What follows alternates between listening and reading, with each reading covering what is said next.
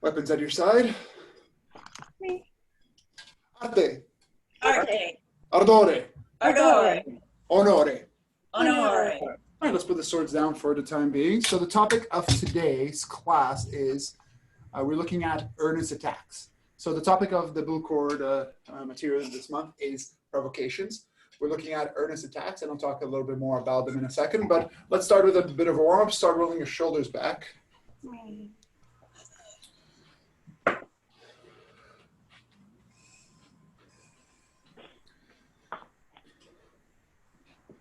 So as I've done a preliminary in every other class, switch directions. The provocations and a lot of the tactical components of the sword fight require someone else to sword fight with. So a lot of what we can do for these classes is practice the mechanics of what may be entitled within a particular circumstance. Hands to the side, you're going to be rotating your forearms around your elbows. So we cannot anticipate what an opponent is going to be doing. In fact, that is one of the most detrimental things we can do is practicing with thinking that what someone is going to do, how they're going to respond. That just drills poor mechanics into our bodies. So my focus in all these classes, switch directions, has been a lot about how to do a good attack, how to do the mechanics of a stramazzone, how to do the mechanics of aiming closer. So if you're aiming for someone's hands. So that's what we're going to focus on today. We're going to be mixing that up with a bit of what we've seen before and adding a little bit of the grappling things from last month. Hands on your hips. Start making rotations with your hips. If at any point you have any questions or you want to review any of the particular things that we were showing, just let me know. There's a timer. The timer is going to beep. Don't mind the timer too much. Switch directions. That's just for me to keep track of what's going on in class. Do you guys have any questions before we actually get started? There we go. No questions? Okay. All right. Hands, knees together. Bend your knees. Start making small circles with your knees.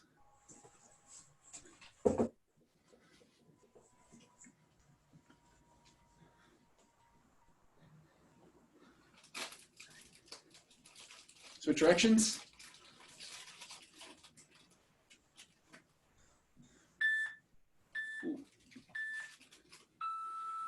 All right. So I've been doing some yoga-based exercises for balance and other stuff. So what we're gonna do on now is bend your knees. You're gonna take your right leg and you're gonna lift up your right leg. You're going to touch your heel all the way to your knee. You're going to take your knee and you're going to point it out to the side. You don't have to go super high. The important thing here is lift it as far as you're comfortable, as long as it's not touching the ground, just to have a little bit of balance. Just don't place it on the knee exactly. Either put it below the knee or above the knee. From here, turn your knee off to the side. You're going to extend your foot off to the side, and you're going to slowly bring your foot off, touch it to the ground. You're going to transfer the weight to your right leg. You're going to lift up your foot. You're going to bring the heel to touch either above your knee or below your knee. And then you're going to touch the ground and relax. I'm going to do it the other way. So don't worry about trying to go as far as you can. It's a balancing exercise more than anything else. You're going to bend your left knee, touch your calf or touch your inner thigh, poke the knee out to the side, extend the knee out, lower it slowly to the ground, transfer the weight to the left, turn your foot so that you can lift up your right leg, bring it into your body, slowly bring it down. Relax. Let's go back. Leg up, turn the knee, extend the knee, touch down, transfer, lift, touch, down, lift, turn, extend, touch, transfer, lift, touch, slide down, We're just going to be going back and forth between this. Really think about it as you're doing a weird fancy step from one side to the other. You're lifting, extending, transferring, lifting, extending, transferring. If it helps, imagine there's something on the ground. I have something convenient here to show, but you're trying to step over something on the ground, just very gradually, going from one side to the other. Lift, turn, extend, touch, transfer. Lift, touch, descend. Lift, extend, touch, transfer, lift, touch, descend.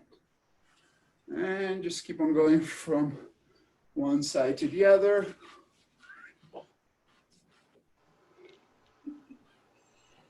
The slower you go, the harder it is. That's kind of the point. All right. I'm going to do it sideways, up to you how you want to follow along. You're going to extend, lift up your left leg. You're going to kick your left leg forward. And as you kick it forward, you're going to reach back with your shoulders. You can keep your hands by your face, just kind of in a martial stance. The mechanic, again, this is not a martial idea. It's more just a balancing exercise. If you want to add a little bit of martial context to it, it is a kick to the knees. It doesn't have to go high as long as your leg is extended. Bring the leg in, lean your chest forward. You're going to start extending, pushing your leg back as far back as you can. If you can keep your, the important thing is keep your back and your leg straight. If you want to keep at a side angle, feel free to do so. If you can be perpendicular to the ground, I'm losing my balance there, that's okay. From here, you can extend your hands behind you, to the side, or forward. Breathe, 1, 2, 3. Bring your knee in, kick your leg out. Hold, 1, 2, 3. Bring your leg in, push it down. All right, let's do it with the other leg. Left leg on the ground, lift up your right leg, push it forward as if you're kicking, just balancing. Now bring the leg in, push the leg back. If you want to extend your arms, you can. The important thing is stay balanced, stay stable, move yourself to the place where you need to be so that you can hold the position for 3, 2, 1. Bring the leg in, push the leg forward. Whoop, I was falling there. Bring the leg in, bring it down. Let's grab a sword or a sword-like object.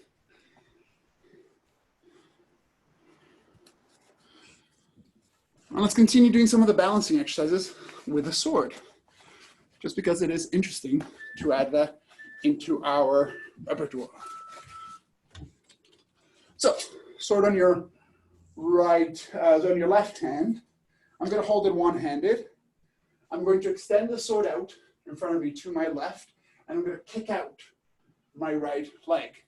So I'm creating a nice straight line from the point of my sword all the way to the ground.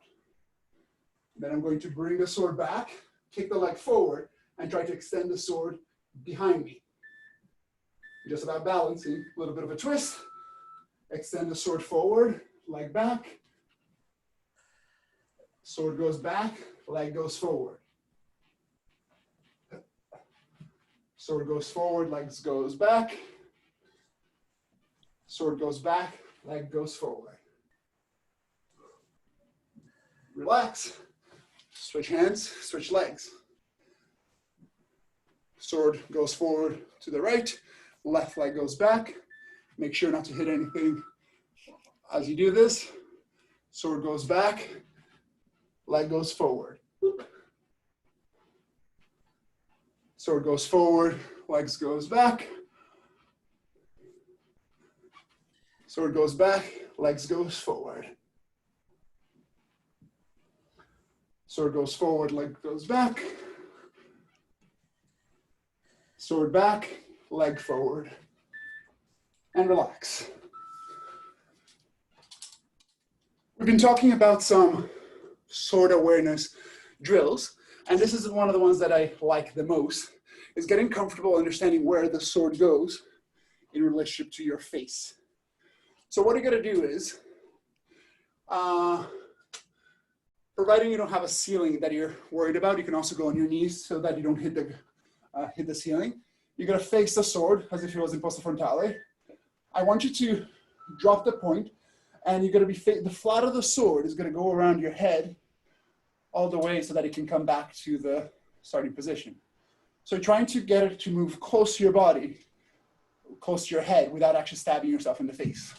You're developing awareness of how you have to turn the cross guard of the sword so that it does not hit you in the face.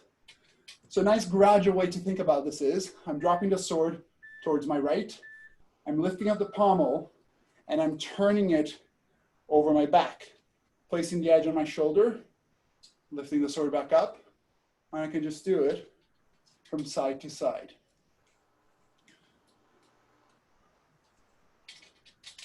It looks like you've got it almost vertically behind you. I do. Right now, I'm doing it vertically. That's a good observation, Marika. I don't want to strike things behind me, so if I do it from the side, I'm just keeping it as close to my body as I can to develop awareness of how close can I bring the sword without hitting myself. And the tip's not hitting anything. It is not hitting anything. No, the tip is not hitting anything. I am tall enough that it doesn't hit the ground. If you need to be a little bit higher, feel free to do so. If you want to sit in a stool or something along those lines, that works fairly well. So let's add a little bit of martiality to this, which can be, as I'm lifting up the sword, as it comes out, it's coming through posta di donna so that it could extend out with a thrust or with a cut. I bring the sword back to my shoulder, place it over to the opposite shoulder, and I can cut out with a reversal. So if I do it towards the camera, I'm coming, sword goes over to my right shoulder and strike. Bring it back to my shoulder, lift, and strike. Lift, and strike. Lift. And I'm keeping contact now with the sword on my shoulder so that it gives me a little bit more information as to where I'm going. I'm actually going to do it backwards so that you can see the connection. I am delivering my strike, place the sword on my shoulder, keep it touching my shoulder, and then I can strike out. Sword comes back, edges on my shoulder, I lift up the sword, coming back to the other side. Yes, you were switching the true edge and false edge each time, right? Good observation. That is exactly what I'm doing. And that is a cool, if I have my false edge on my right shoulder, when I transfer, I'm actually placing the true edge on my left shoulder. So I'm just rotating my lead hand so that the true edge becomes, I just kind of change what is a true edge and what is a false edge. Because otherwise I have to rotate the sword in this plane along the axis of the sword, and that's a little bit more complicated to do when I'm trying to keep contact with everything else. I didn't mention it. I wanted to see if you guys could actually pick that up on the video, but that is a great. I was trying to figure out how to phrase that, but yeah. So if I do it a little bit closer, I'll start with the sword on the right shoulder. I am lift, lift, lift, lift, lift. Whoop. As I'm coming here, my true edge is pointed behind me. Now my true edge is pointed to my towards my left side, and as I come down, the true edge is actually pointed down. So I just take my lead hand and I rotate it so that I'm pushing the heel of my hand is pushing on the back of the sword, and now the front edge becomes the true edge again. So when I'm coming back, place the false edge on my sword on my shoulder. I lift up my hands, and now I just rotate back to which one was the original true edge. A longsword, being a two-edged weapon, lets me actually turn. I can turn which one is the true edge just by turning the sword itself. The true edge, a nice little review, is the edge of the sword that's being pushed away from me. Biomechanically, it's the one that's engaged with the heel of my hand and aligned with the bones of my arm. So when I push forward with the sword, the one further away from me is the true edge. If I turn the sword, the true edge is still the one that's further away from me. It's about connection, not about edge itself. So it's just something to remember. You can change which one is a true edge, provided you understand what you are doing. All right, let's go down with some of the just some of the generic drills that we've been practicing, just to get into comfortable with our space and just get warm up with a few of the cuts. What we're going to start with is I'm going to deliver fendente, recover, and deliver a reversal. So the footwork that we've been doing has been strike with a pass, gather, step back with the opposite foot so that the sword is now on the opposite shoulder. So I'm going to deliver a cut from the right, recover, cut from the left, recover, cut from the right, recover, cut from the left, recover. And go ahead and do it at your own pace. What you're focusing here is making sure the sword is going ahead of your body, making sure that you're ending the cut and the step at the same time.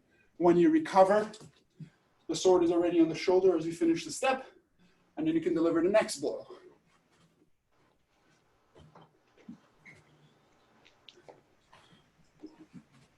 If you have more space, you're welcome to deliver full blows.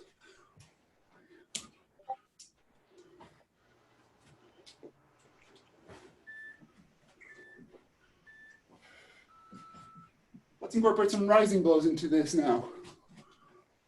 The pommel comes forward, the edge extends, sword goes forward, you step, and you with the sword in posta finestra. Bring the sword back to your opposite shoulder. Pommel, edge, sword extends, step, recover.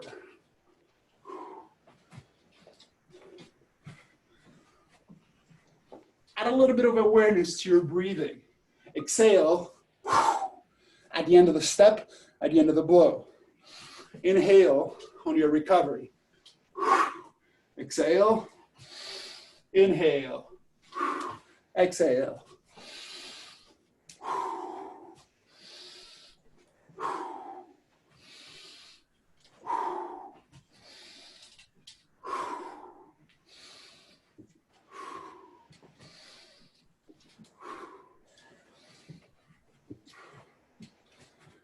Feel free to mix rising and descending blows, always attacking once from the right, once from the left.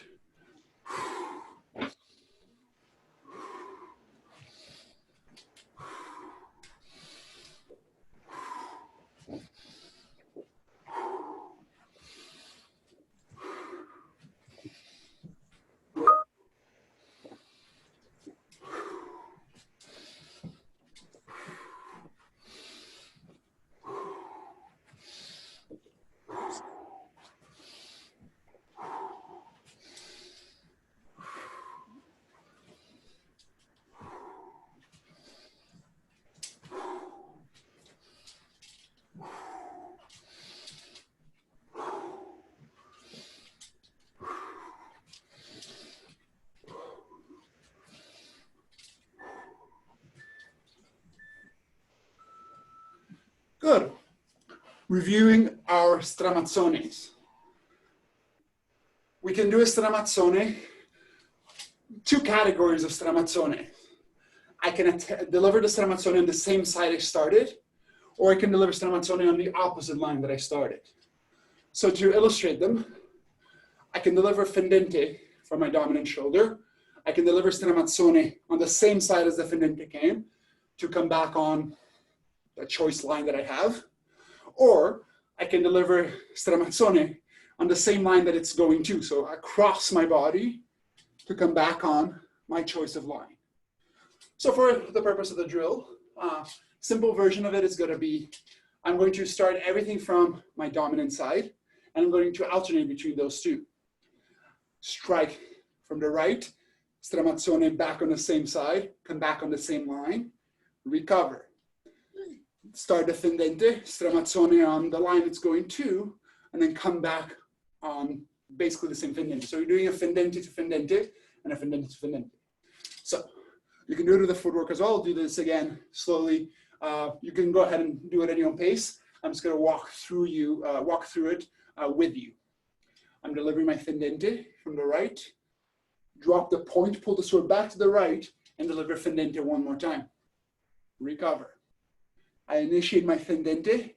I go through the line. I do a stramazzone on the left side, bring the sword over my head, and strike back on the fendente again. So these cuts are all in the same line. It's just Yes. the preparation that changes. Yes, that is correct. Okay. And if you want to think about in context of provocations, I'm doing a feint via stramazzone or an attack to miss. That's essentially the mechanic that I'm practicing, but without someone else doing something with the sword, I can't really call them that. So starting, we'll do this for a minute and then we'll switch shoulders.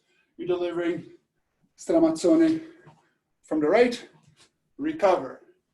Stramazzone on the left, recover. I'll do it to the camera. Stramazzone on the right, recover. Stramazzone on the left, recover. Stramazzone on the right, recover. Stramazzone on the left, recover. You do not have to follow the pace that I'm setting. You can go slower if you need to. You can go faster if you want to. One of the great tests of these different options is, can you do it at speed without fighting the motion of the weapon? This is all about conservation of inertia, conservation of momentum. You're changing the linear motion of the sword into a rotational motion so that you don't have to slow it down.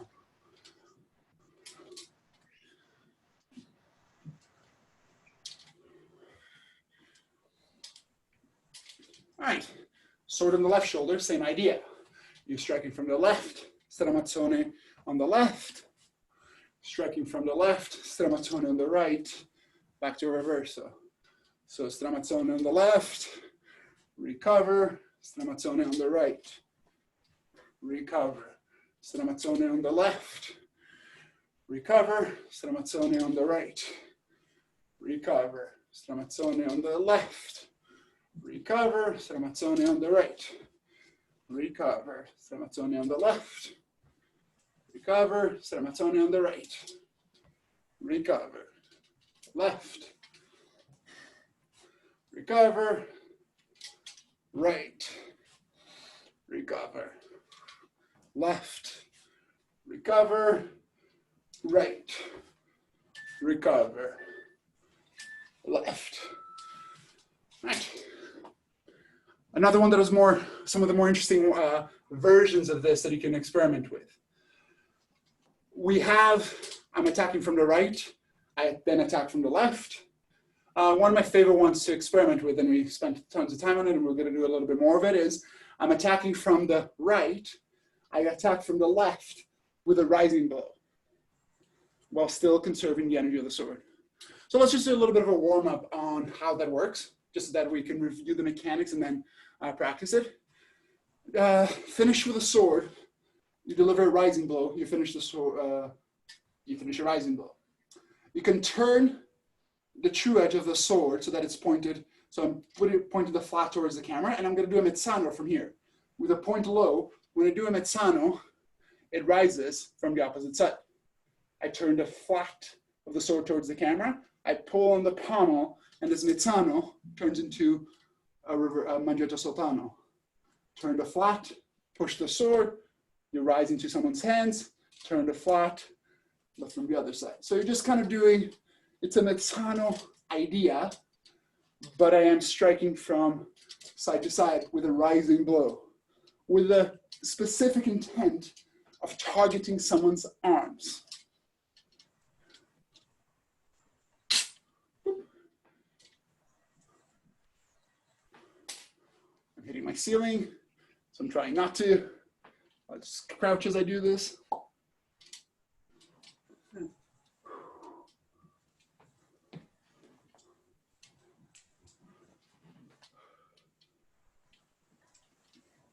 All right, relax, roll your shoulders. It's a really nice, good workout for the arms. Let's incorporate this into the stramazzone action. So when I deliver my stramazzone, I'm attacking from the right. I'm delivering the stramazzone to the right. I lift up I come into this yielding action, kind of what I do with a normal stramazzone, but instead of continuing through the action behind me, I abort the motion and rise on the opposite line. So if I'm doing it from the side, I'm beginning my action here. I initiate the stramazzone, and then I push the sword so that it rises from the other side.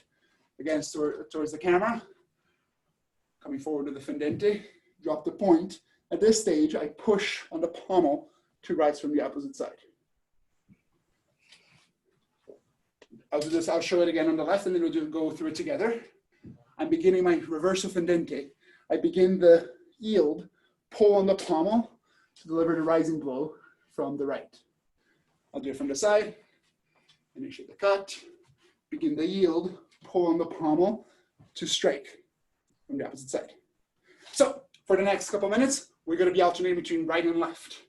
We're going to be stramazzone from the right, rising from the left, recover to the left shoulder, stramazzone from the left, rise from the right, recover. Okay, I'll call it out if you want to go along with me. If you want to follow your own pace, feel free to do so. Go ahead and begin. Stramazzone from the right, rise from the left, sword on the left shoulder. Stramazzone from the left, rise from the right, sword on the right. Attack from the right, rise from the left, sword on the left shoulder. Attack from the left, rise from the right. Recover. Go from the right, begin the yield, push on the pommel, rise from the left, sword on the left shoulder, attack from the left, begin the yield, and strike from the right. An alternative to this is if you're finding, well, if this is a mechanic that you're not interested in, or you want to practice something slightly different, you are welcome to simply begin a mandritto fendente and deliver a reverso fendente instead. So instead of rising, I'm attacking from the right, I follow through with an attack from the left, and I'm attacking from the left, and I follow through with an attack from the right. Perfectly valid action as well. Both are worthwhile to practice. So we have one more minute of this.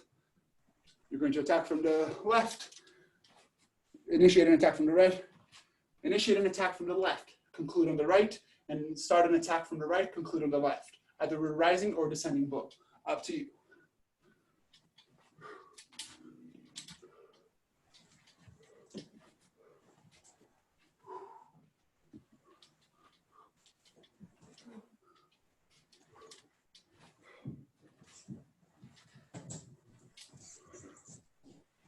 Good night, little one.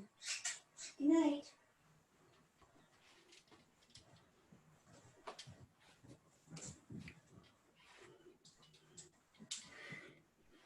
Ten more seconds.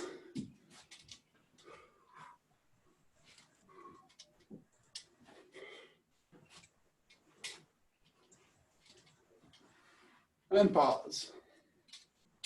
If you guys have any questions as of now, you can grab a quick sip of water if you need to. Think about any questions that you might have.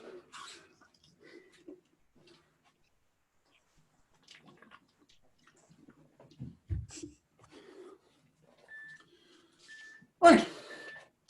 The last provocation we're going to look at, and it's probably one of the best provocations. It's called an earnest attack. What is an earnest attack? Where you mean to hit the person. Exactly. You attack with intention to hit them, which is just a normal attack in a lot of ways. Why is it a provocation? Because you want the responder to do something. Precisely.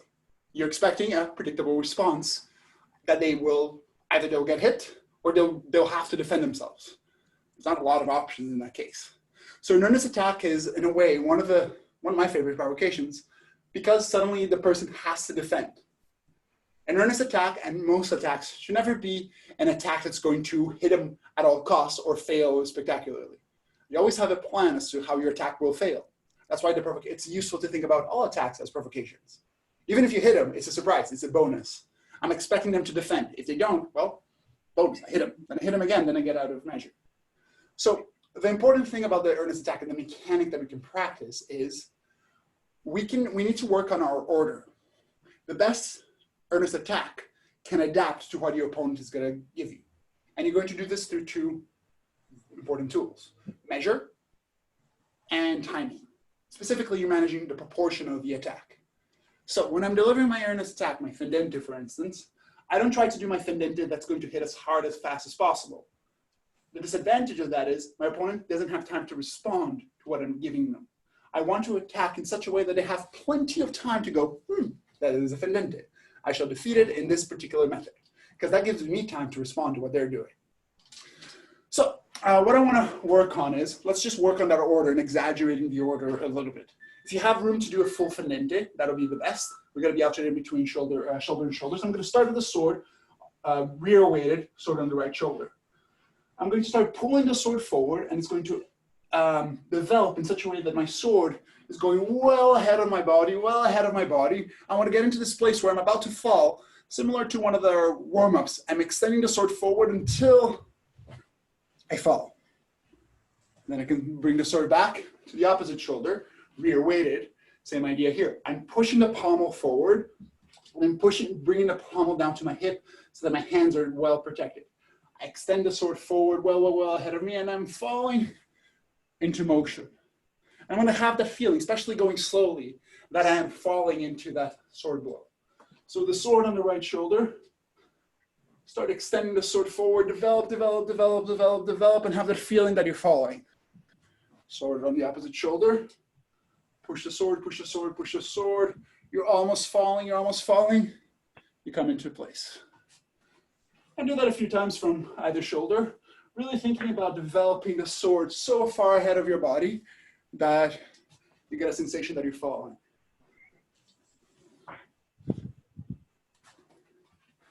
One of the most, I keep on going this, I'm just going to talk through this. One of the interesting things that people will often ask is it more important to be surprising or predictable? And actually, let's pose that to you, to the group here. Is it more important as a sword fighter to be surprising or to be predictable? Well, I remember somebody once said something about they'd rather fight a man who had done the same cut 10,000 times than a man who had done 10,000 cuts one time each. So I think the point of that was predictable in a way, because that person, you can know that they know what they're doing. So that's a great answer for your opponent. I'd rather find an opponent that I know exactly how they're going to move. But is it better for you? I would think it's better to be predictable first and then surprise them with your response to their response. Yes. A lot of it is, there's a lot of nuance once you get past the what do we do after, but a lot of the provocations, it's about being predictable. You want to make sure that you're predictable enough that your opponent can respond in a way that you understand. So a little bit of what Emmerich and Shannon both are saying is, I want my opponent to be predictable, but I want them to understand. I want them to be able to predict some of what I'm going to do. Eventually, they won't be able to respond anymore. And that's where the provocations, this is why we hold some of the provocations ideas for later on in the curriculum, is because we're not just going about, I'm going to do my first attack. I'm doing my first attack with the intention to hitting you on my third. I'm going to deliver an attack that you have to defend. If you don't defend, you're going to get hit. Then I'm going to deliver a second attack that you have to defend or you're going to get hit. Then I strike you on the third one when you're caught out of position. Better sword fighters can have longer fights because we recognize that the first defense needs to be done in such a way. If I'm going to do a second defense, I have to back up. I have to give myself time, because if there's a third attack, I don't have time to respond. So that's where kind of we start thinking about the tactics and the strategy of your sword fight. So the predictability. This is what we're going to work on next. I'm beginning my attack from the right, and we're going to have a little bit of a imagination going on here, because I need to imagine what another sword fighter is doing. So I'm going to deliver an attack against two situations. A situation where they deflect my sword, and a situation where they parry my sword. So a situation where they deflect. I'm initiating my attack from the right, expecting them to hit my sword from below and hit it on the other side. So what I'm going to be doing here is, instead of continuing my attack, because it is so well developed, I can change the edge of my sword so that I step into someone's defense. that lets me create a bind, and I can follow through with a thrust of my choice. So if I do it from the side, I'm initiating my tendente. I turn the edge of the sword by pushing on the pommel so that I can step into the sword, and I am stepping into it, into an imagined sword, so that I can create a bind and then follow through with a thrust. Another way to think about this is you're initiating a fendente, you change your mind, you create a cover on your outside line, and then follow through with a thrust. To the camera one more time. Initiate my fendente, turn to cover the outside line, follow through with a thrust. So then the left shoulder. Initiate a reversal, pull the pommel so that you can cover the inside line in this case, and then follow through with the thrust. So let's try that action out against the air. Work on really having extend the sword and fall behind the sword. Recover to the opposite shoulder. Initiate a reversal, turn to fendente, follow through. Fendente, cover the outside, strike with a thrust. Recover. Reversal, cover the inside, strike with a thrust. Fendente, cover outside, strike with a thrust. Recover. Reversal, cover the inside, strike with a thrust. Reversal, cover the outside, thrust. Recover. Reversal, cover the inside, thrust. Recover. Mandritto, cover the outside, strike with a thrust. Recover, and reversal, cover the inside, strike with a thrust. Same action, where someone's trying to oppose your sword directly. I'm initiating my cut. Someone's trying to beat my sword the same direction it came from. I change that by withdrawing my arms. I'm going to withdraw my arms, cover the same line that I was going into, and then follow through with a thrust on the same line. So in a lot of ways is, I'm creating a bind. I'm initiating my attack. They try to defend. I change it so that I cover the same line that I'm coming into. I'm trying to aim for my opponent's debole and then follow through with a thrust. Another way to think about it is I'm initiating a fendente, cover, strike again. That's the mechanic that I'm doing. I'll do it from the side. I'm initiating a fendente, cover the inside. So I'm coming from posta longa, withdrawing to posta breve, and turning my body enough so that I am pointing towards my imaginary sword, and then again and strike through the sword. Do it one more time from the right. Initiate the cut, withdraw, strike on the same line. From the left shoulder, initiate the reversal, withdraw, back into posta breve, strike on the outside line. So, so that's a thing that I have a lot of problems with is where my hands end up at the end. Like, should they be here? It seems like for me that's not a very safe place for me. So what Shannon is showing is, should a sword be on the side of the body or should it be more in front? Yeah. My rule in terms of mechanics is the sword never goes beside your body. The sword is always in front of you. What makes it go from side to side is the rotation of my hips. Okay. So when I'm in posta breve, the sword is actually in front of my belly button. What makes it go to one side or the other is that I've rotated my body to that side, or I've rotated my body to the opposite side. So it's structurally, you want to have your elbows in front of you. It's a little bit better braced. It gives you a little bit more room, and you can still extend the arms out in front of you. If I needed to go from one side to the other, it's through the hips that is accomplished. There's a little bit of room. You can move the sword with your hands a little bit as well, but you want to minimize that because it is faster to move the hips than it is to move the arms. When I'm moving my arms one way, I can just turn with my hips to get it from one side to the other. If I try to do it with just my arms, it actually puts a lot of strain on the smaller muscles of my shoulders and my upper back, which I don't really want to use for this. I want to use my hips to have any lateral rotation. So to tie it back to what we were just doing, I'm delivering my attack forward. What's actually getting me to turn where the sword goes is not my arms. I'm not reaching with my arms. I'm actually reaching with my belly button. My belly button is pointing to this new line, and then I can follow through the attack. From the opposite shoulder, I'm initiating my attack, turn with my belly button. So my belly button was facing that way. I just turn it about 10 degrees to my right so that it's facing the new action. So let's try that out mechanically. Let's do it for just a minute. We're starting with a sword in the right shoulder. We're initiating the attack, the fendente. We withdraw to posta breve while rotating it a little bit more, and then follow through with a thrust on the center line. Sword comes back to the left shoulder, initiate a reverso fendente, create that parry, and strike. Sword in the right shoulder. Fendente, turn, thrust. Recover.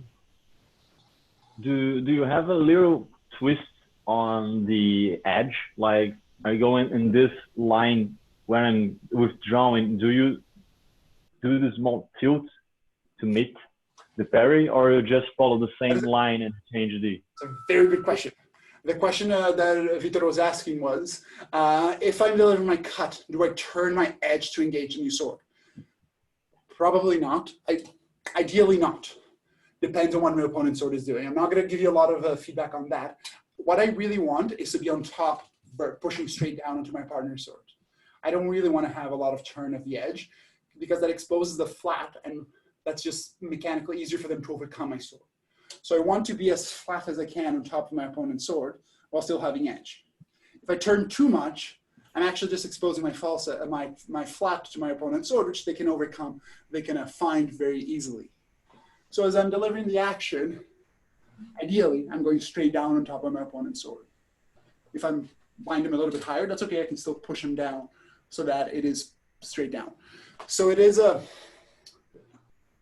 little bit of minutia that's going to come up when you have someone else's sword to deal with. But for the moment, try to be straight as vertical. Try not to change the angle of the sword. I am delivering my action, and I am trying to keep the edge on the same fendente line as I was before. Okay. All right, I kept on talking. I wasn't watching what everyone else is doing. I was looking at the camera. So let's do 3 more on both sides. So starting with the sword in the left shoulder, you're going to deliver a reverso, create a bind, strike with a thrust. Sword in the right shoulder. Fendente, withdraw, strike with the thrust. Okay, number 2. Reverso, bind, strike with a thrust. Sword in the right shoulder. Revert mandretto, bind, thrust. Sword on the left. Reverso, bind, thrust. Sword on the right. And mandretto, bind, thrust. All right. Grab a quick sip of water. If you have any more questions, these are fantastic questions. Feel free to ask them as we take a little bit of a break. Just to grab some water if you need to. So Matthias, that first fendente you're delivering with a passing step there to get the proper turn there, or delivering it in place, not going to give the earnest attack that you're expecting? Great question. Both. Depends on what my opponent is doing. Okay. I'm practicing the mechanic of both. So what the distinction that John was asking was, do I begin my step here and then turn to deliver the next action, if I understand correctly? Pretty much, yeah. Am I doing all of this here, turn before I step, turn before I step, and then follow through with my thrust? And the answer is both are correct, because it depends on when my opponent begins to answer. If I'm far enough away that my opponent is not responding, they start stepping, now they start responding, then I withdraw my sword, then I follow through with my thrust. If I'm beginning my action, my opponent starts parry now, I can parry right away, and then follow through with my thrust. Okay. Mechanic, the important thing here is the hips. It's actually one of the advantages of practicing with a small space, is that you really get to work on making sure that your hips are moving properly. I can initiate my cut here, turn my hips enough so that I create the parry, I haven't stepped yet, and then extend to follow through with a thrust. Or I can initiate my cut, I step, rotate, withdrawing the arms, and then follow through with a thrust. And in terms of what my hips did, they were the same. My legs are not necessarily associated with how my hips rotate. I try to disassociate that as much as possible. All right. Good questions. Very good questions. Thank you. Any other questions? All right. Let's play with some of the actions that we were doing from last week, which we're looking at how to go into a provocation and then use it as an opportunity to enter a grapple. So in a green chord context, that's exactly what a grappling entry is. I'm delivering my fendente. I'm expecting my opponent to parry. If they don't parry, I'm going to hit them. I'm delivering my fendente. They parry. I yield to that, and I enter into a pommel strike. That is, in terms of provocations, in terms of essentially the blue chord lingual, what the an entrance into a grapple looks like. It is an earnest attack that gets defeated, and use that as an opportunity to enter for the grapple. We're going to do a slightly more sophisticated entry because those are fun to do while you're in solo. How it's going to look like is, I'm going to do the exact same thing. I'm going to deliver my earnest attack. I'm going to step into it as well. I'm going to yield into a half swording position so that I can continue fighting with a sword and a half.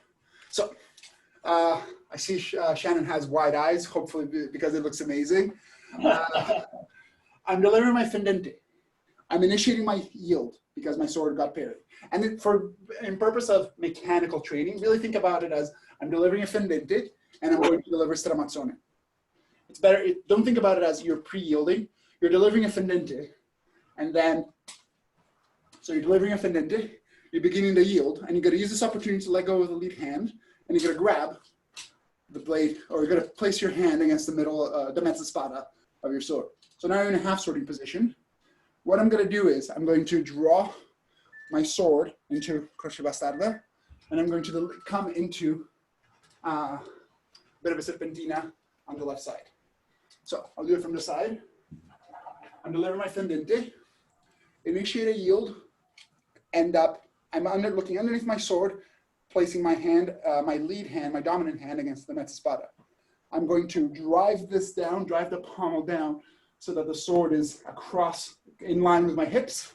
And then I'm going to lift up the point of my sword. I'm going to deliver fendente with a step onto the other side so that I end up in breve serpentina. So if I do this smoothly, it becomes fendente, yield, croce bastarda, breve serpentina. I'll do it again smoothly. I just need a little bit more space. I'm attacking, boom, boom. You can smooth out the actions so that you're delivering your fendente, yield, croce bastarda, followed through with a fendente into breve serpentina. It's really what I'm working on it. I'm imagining, just adding a little bit of mechanics. I'm coming forward. There's a sword in front of me. I'm driving that sword down and getting past that point and then striking through with the point of my blade.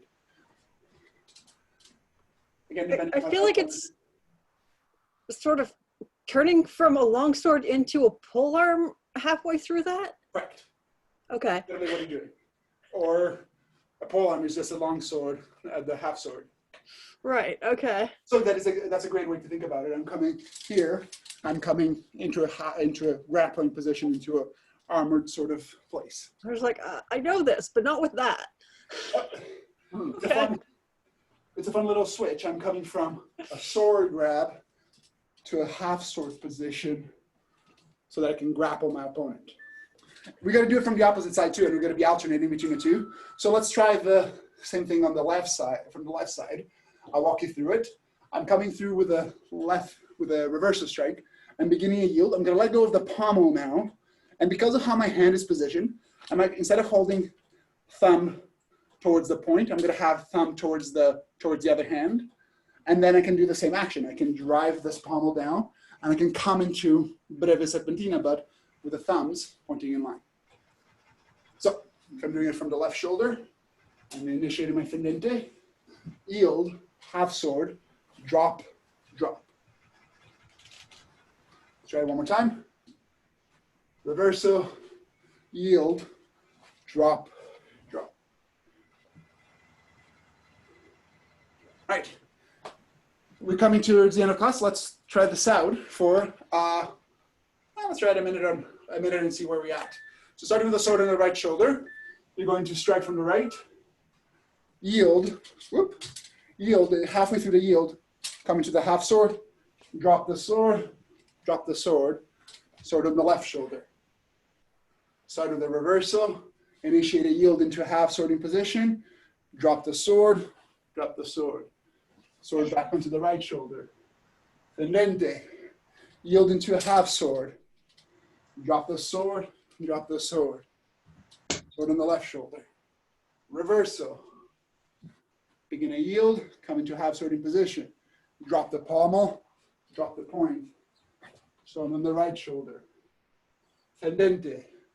Yield, drop the pommel, drop the point. Sword on the left shoulder. Reversal. Yield. Half sword, drop the point, drop the point. Sword on the right shoulder. Mandretto. Yield, drop, drop. All right, we're gonna do this again for a minute. Now you're gonna smooth it out. Don't worry about going fast. Eliminate any pauses. I'm trying to go as slow as I can and still keep the components that are just discussed.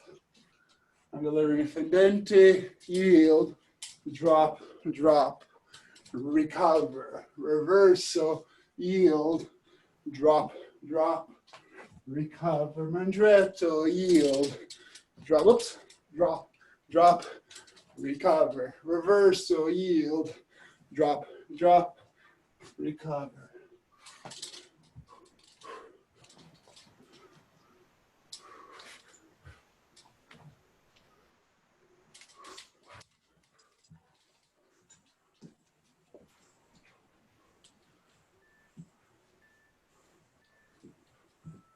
Ten more seconds.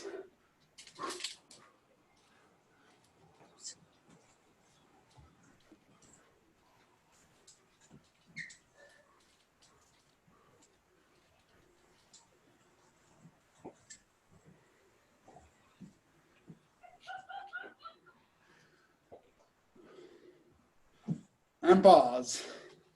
I'll give you guys all feedback. Do not forget to recover. Everyone's doing a good job with the entry. It was a good enter, do the action, and then the sword drops as you back up. You'll see that I usually jump back. Part of it is that I'm practicing how to get out. I'm delivering my action. I strike. I'm backing up so that I am getting out so that I can get back into guard. So really think about that as part of the drill. It doesn't end when you finish the strike.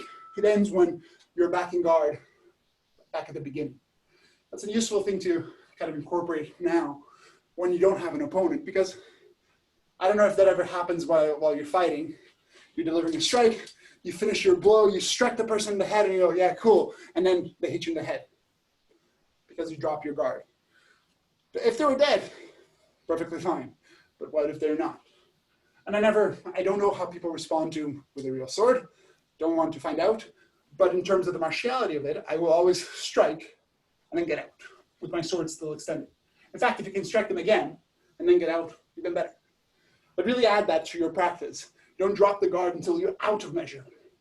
Otherwise, well, you'll just train yourself to drop your sword once you've finished the move. All right, we have about 5 minutes before we're done. So let's incorporate a little bit. Actually, any questions? You have 30 seconds for questions.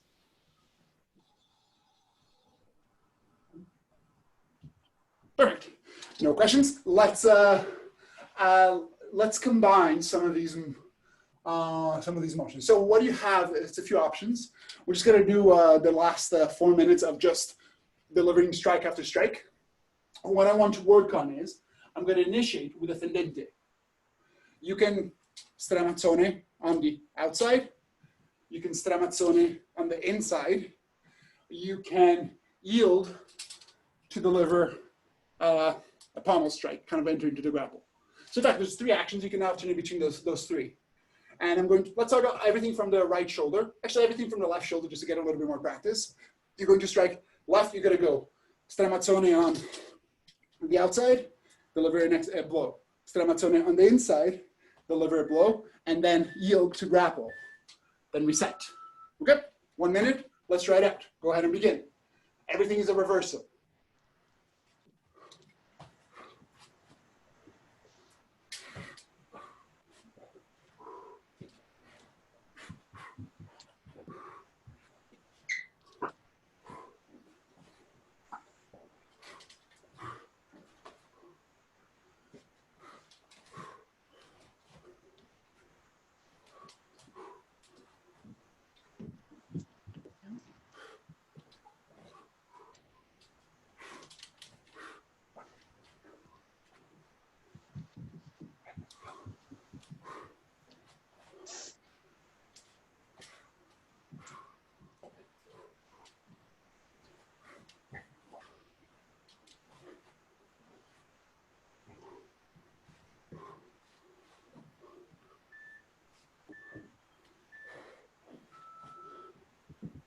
And pause.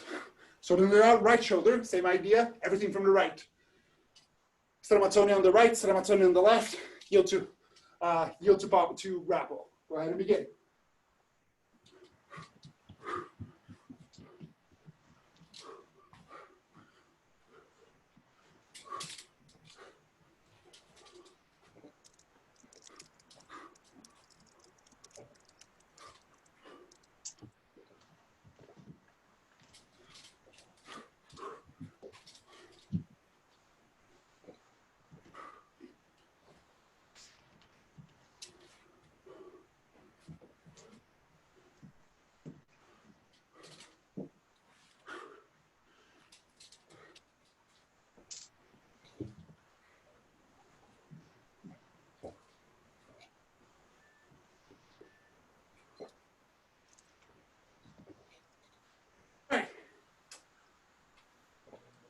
Back to, let's alternate between right and left. What I want you to work on now is see if you can incorporate all rising actions. Regardless, up to you which one you want to practice. The stramazzones, the earnest attacks. Your follow-through action is going to be a rising action. If you want to continue working on the same actions we're just doing right now, if you want to add a little bit of a little bit of brain gymnastics, see if you can make beginning your attack, do your same sequence you're just working on. You begin your attack, do your preparation, follow through the rising blow. Begin your attack, do your stramazzone, follow through the rising blow. Begin your attack, yield, follow through the rising blow. See if you can incorporate that into the next minute.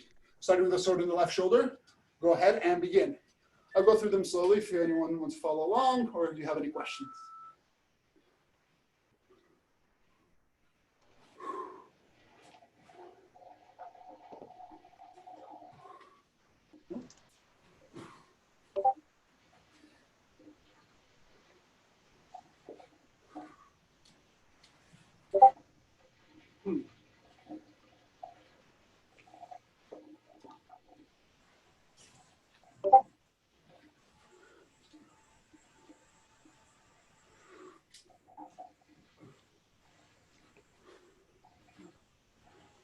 If you want to, you can just incorporate just the normal descending blows. You're welcome to try them out as well. You do not have to do the rising blows. This is just as an opportunity to practice the other actions that you're trying out.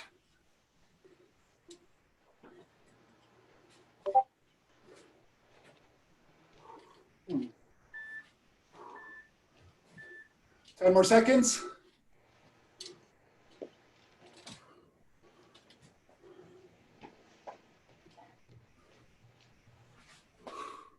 All right, switch shoulders. Sword on the right shoulder.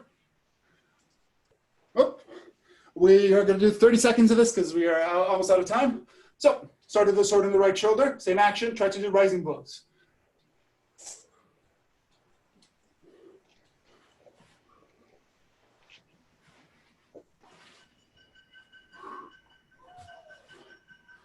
And one last blow. Lots. All right, it is 7 o'clock as the neighborhood started making claps and banging pots. So we're gonna go join onto that. But before we go, we'll sell it out. Do you guys have any questions before we finish? All right, let's clap. Let's clap, let's salute out and then let's go clap. Weapons at your side. Arte. Arte. Arte. Ardore. Ardore. Onore. Onore. All right, thank you very much. Have a great evening. All right, thank you, Matthias.